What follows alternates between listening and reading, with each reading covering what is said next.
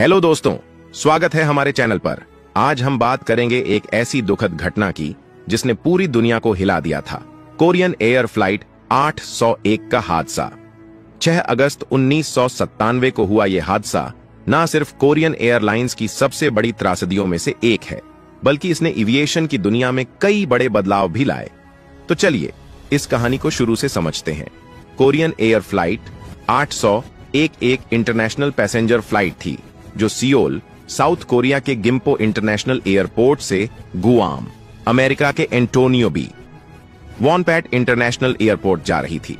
यह फ्लाइट 5 अगस्त 1997 को रात 8:53 पर सियोल से रवाना हुई थी।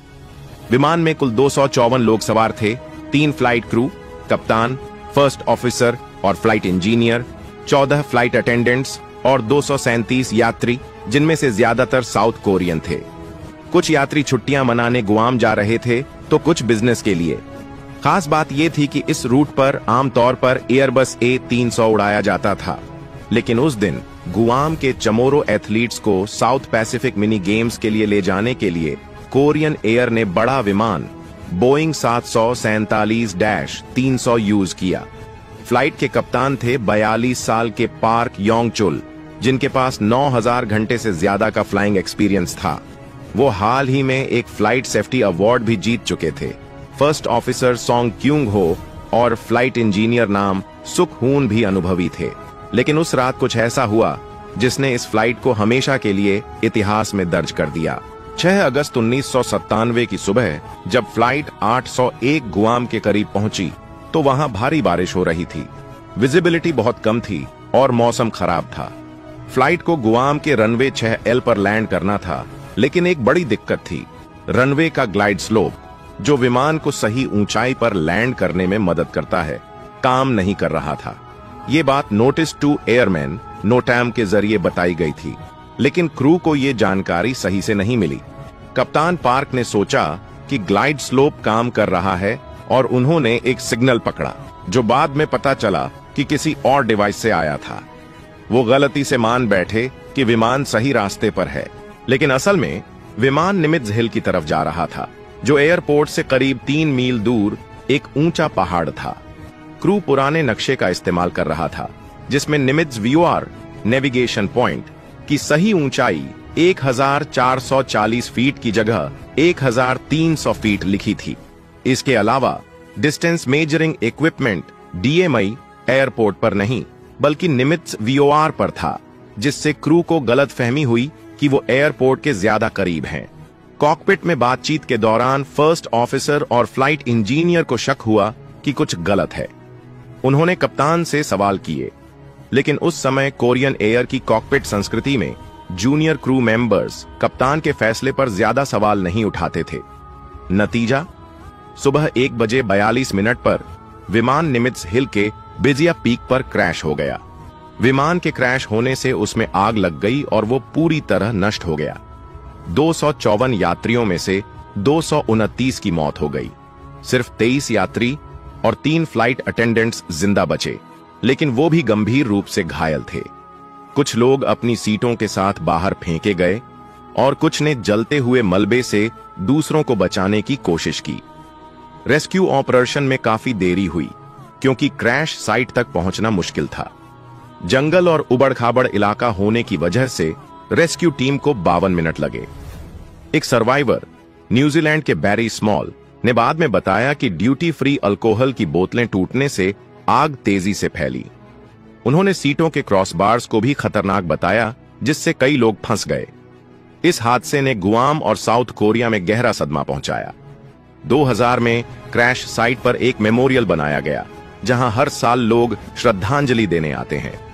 National transportation safety board NTSB ने हादसे की जांच की और कई कारण बताए। पहला, कप्तान की गलती। कप्तान पार्क ने नॉन प्रिसीजन अप्रोच को सही से प्लान और एग्जीक्यूट नहीं किया। दूसरा, क्रू की कम्युनिकेशन में कमी। फर्स्ट ऑफिसर और फ्लाइट इंजीनियर ने कप्तान के फैसले को ठीक से चैलेंज नहीं किया। तीसरा, पुराना नक्शा। क्रू के पास पुराना नेविगेशन चार्ट था, जिसमें सही मिनिमम सेफ अल्टीट्यूड नहीं था। चौथा, ग्लाइडर स्लोप की गलतफहमी। क्रू को गलत सिग्नल मिला और उन्हें ग्लाइडर स्लोप के खराब होने की जानकारी सही से नहीं दी गई। 5वां, कप्तान की थकान। कप्तान पार्क थके हुए थे क्योंकि उन्हें पहले एक लंबी फ्लाइट के लिए शेड्यूल किया गया था। 6, minimum safe altitude warning MSAW। Guam में MSAW सिस्टम को जानबूझकर बंद कर दिया गया था, जिससे क्रू को लो एल्टीट्यूड की चेतावनी नहीं मिली। इस हादसे ने कोरियन एयर की खराब सेफ्टी रिकॉर्ड को उजागर किया। उस समय कोरियन एयर को दुनिया की सबसे खतरनाक एयरलाइंस में से एक माना जाता था।